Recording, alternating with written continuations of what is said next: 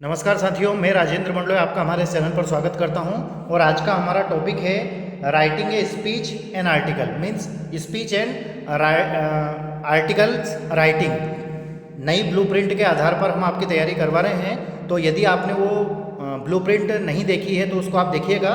उस ब्लूप्रिंट में लास्ट में लिखा हुआ है, इंग्लिश वाली में, इंग्लिश की जो ब्लूप्रिंट है उसमें लिखा हुआ है स्पीच एंड आर्टिकल राइटिंग। तो उसी को हम आपके लिए लेकर आए हैं। तो आपकी जो टेक्स्ट बुक है, टेक्स्ट बुक के पेज नंबर 157 मतलब पेज नंबर 157 पर आप देखेंगे, पेज नंबर 157 पर आप देखेंगे कि यहाँ पर लिखा हुआ है writing a speech oblique an article, means speech and article writing. तो चलिए देखते हैं इसको, ये होती क्या है। Writing speeches and article are one of the most challenging writing skill. मतलब राइटिंग स्किल के अंतर्गत यदि स्पीच राइटिंग और आर्टिकल राइटिंग की हम बात करें तो ये सबसे चुनौतीपूर्ण स्किल होती है, मतलब कौशल होता है।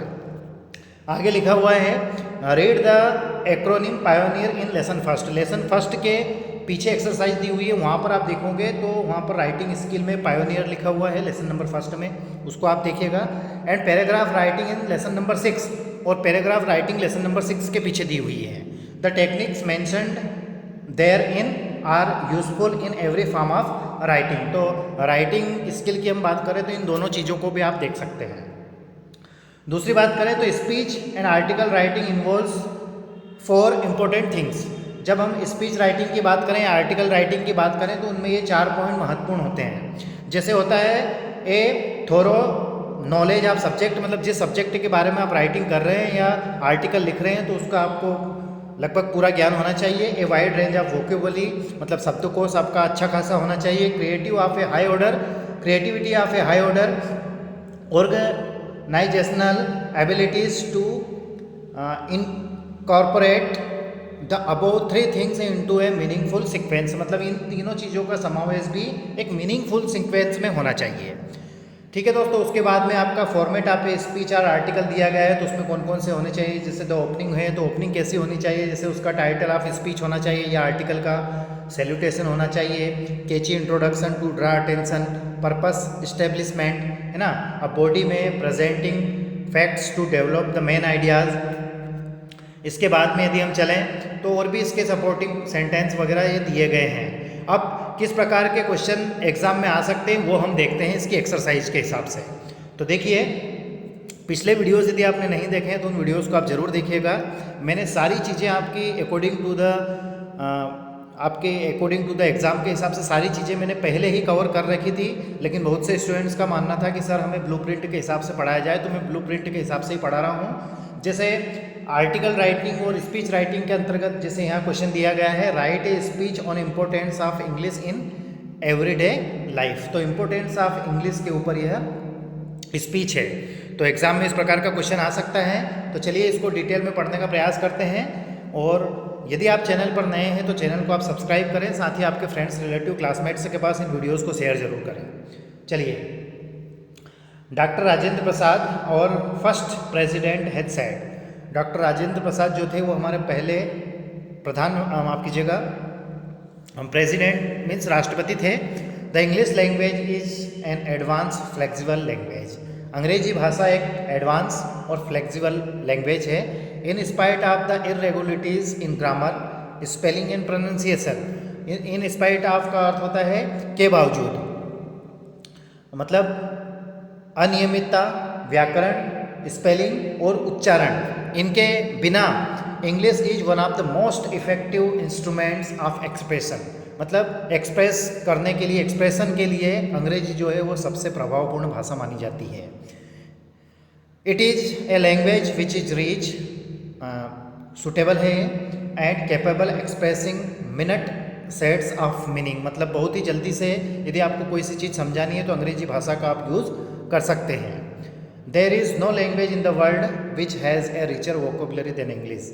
और दुनिया में अंग्रेजी के अलावा ऐसी कोई सी दूसरी भाषा नहीं है जिसकी अंग्रेजी से ज़्यादा वोकेबुलरी हो। Sorry. It is said that every year 10,000 words are added to English dictionary.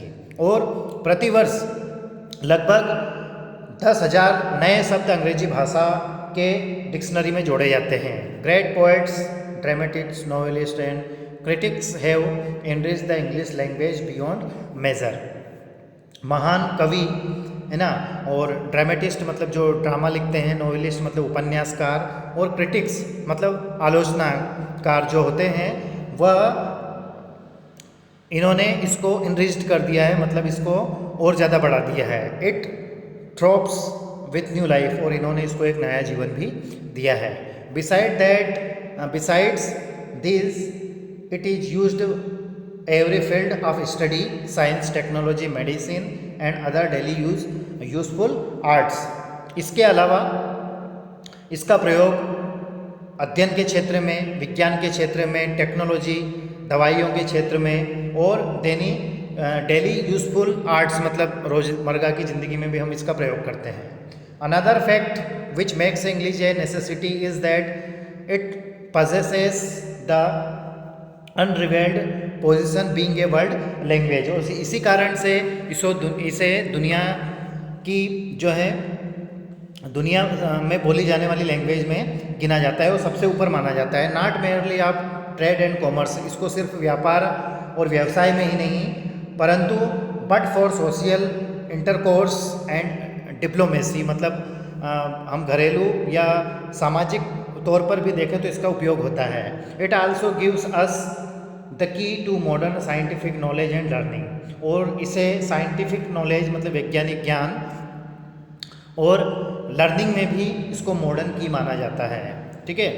Perl Buck has said, Pearl Buck एक राइटर हैं, उनका कहना है that Indians have put to good use of benefits of English, मतलब भारतीयों ने इसका काफ़ी अच्छे से प्रयोग किया है. Their pronunciation of English is pure, और उनका जो उच्चारण है अंग्रेजी का वह काफ़ी शुद्ध है. ठीक है दोस्तों, तो ये इम्पोर्टेंस ऑफ इंग्लिश का स्पीच राइटिंग थी. इसके बाद में क्वेश्चन नंबर 2 हम देखते हैं. तो क्वेश्चन नंबर 2 में दिया गया है write an article on the importance of co curricular activities in shaping the personality of students, मतलब स्टूडेंट्स के व्यक्तित्व को निखारने के लिए को करिकुलर पर एक आर्टिकल लिखिए. तो चलिए शुरुआत करते हैं. इस प्रकार के क्वेश्चंस आ सकते हैं. क्यों आ सकते हैं? क्योंकि आपकी ब्लूप्रिंट में ये दिए गए हैं, तो हम उन्हीं चीज़ों को कवर कर रहे हैं.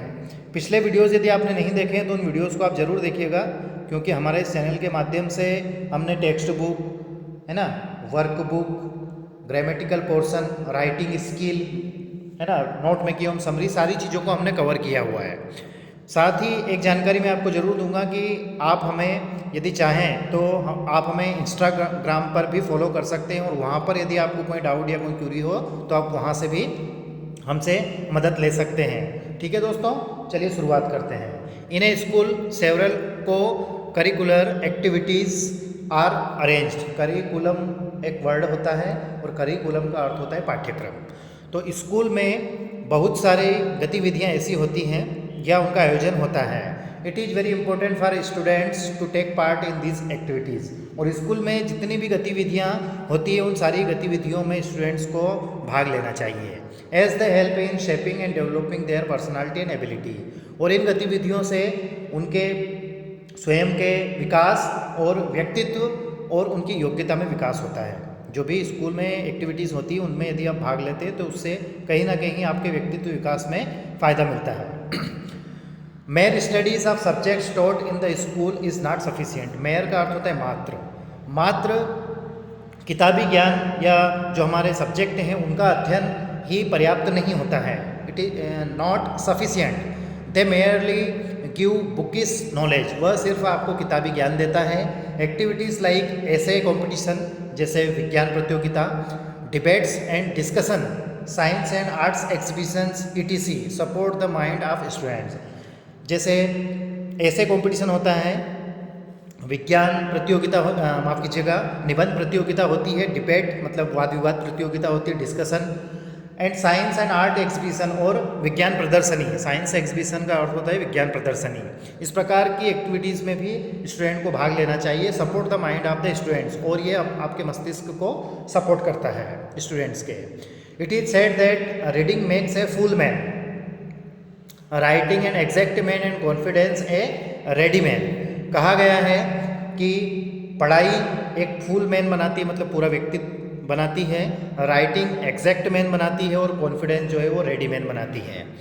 ये कहावत है, if one has great knowledge but he can not express it then he will not get any appreciation from the public. बहुत अच्छी बात कही गई है, आई लाइक दैट, मैं भी इसे पसंद करता हूँ। जैसे if one has great knowledge, यदि किसी के पास बहुत ज़्यादा ज्ञान है but he can not express it, लेकिन वो यदि उसको एक्सप्रेस नहीं कर सकता, then he will not get any appreciation from the public, तो उसे जनता से, ऑडियंस से प्रशंसा नहीं मिलेगी, एप्रिसिएशन नहीं मिलती है। ठीक है, और ये भी मैं हमेशा क्लास में कहता हूँ कि यदि आपको किसी बात का नॉलेज है, आप किसी बारे में जानकारी रखते हैं, और यदि कोई टीचर या कोई टीचर आपसे पूछे क्लास में, या फिर बाहर भी कोई व्यक्ति आपको ऐसा मिलता है या ऐसी जगह पर आपको मौका मिलता है कि आपके अंदर जो चीज़ें हैं उनको बाहर निकालने का मौका मिलता है, तो आप बिल्कुल भी ना चूकें। ठीक है, क्योंकि आपके अंदर है, ये पता कब चलेगा, जब आप उसको एक्सप्रेस करेंगे। ठीक है, आगे है, what talent you possesses comes out in this activities, और आपके अंदर क्या टैलेंट है वह इन एक्टिविटीज़ के माध्यम से ही बाहर निकलेगा। Further it increases the knowledge you have got from books, और आगे आपका जो ज्ञान है वह किताबों से बढ़ता रहेगा। देखिए, एक हिंदी में कहावत है, आपने सुना होगा कि जंगल में मोर नाचा। जंगल में मोर नाचा तो किसने देखा, मतलब जंगल में यदि मोर नाचा है, मोर में नाचने की कला है, उस नाचते समय वो काफ़ी सुंदर दिखाई देता है, मतलब उसकी प्रशंसा होनी चाहिए। लेकिन जंगल में मोर नाचा तो किसने देखा, दैट मीन्स यदि आपके अंदर नॉलेज है तो वो तब तक पता नहीं चलेगा जब तक कि आप उसको एक्सप्रेस नहीं करोगे। Very good, I like it. तो सॉरी, आगे बढ़ते हैं। It also helps to gain practical knowledge, और इस प्रकार की एक्टिविटीज़ में यदि आप पार्टिसिपेट करते हैं तो ये आपको प्रैक्टिकल नॉलेज देता है। योर, नेक्स्ट पेज पर है, your personality is shaped and appreciated, और फिर आपका व्यक्तित्व में अलग निखार आएगा, वो एक अलग शेप लेगा और आपकी प्रशंसा होगी। Even if you are not one of those who speaks or expresses his knowledge in activities, और even if you are not one of those who speaks or expresses his knowledge in activities, यदि आप उनमें से नहीं हैं जो अपने knowledge को के बारे में बताते हैं या उसको एक्सप्रेस करते हैं इन गतिविधियों में, if you attend this activities as listener or spectators you are benefited by it. भले ही आपने इन एक्टिविटीज़ में पार्टिसिपेट नहीं किया हो, तो भी आप ऐसी गतिविधियों में श्रोता के रूप में, दर्शक के रूप में रहें तो भी वे आपको फ़ायदा देंगी। Other extra curriculars activities to teach the students, और अन्य गतिविधियाँ जो रहती हैं, मतलब एकेडमिक ईयर की जो गतिविधियाँ रहती हैं वह भी स्टूडेंट्स को फ़ायदा करती है। Hence it is necessary to participate in this activities.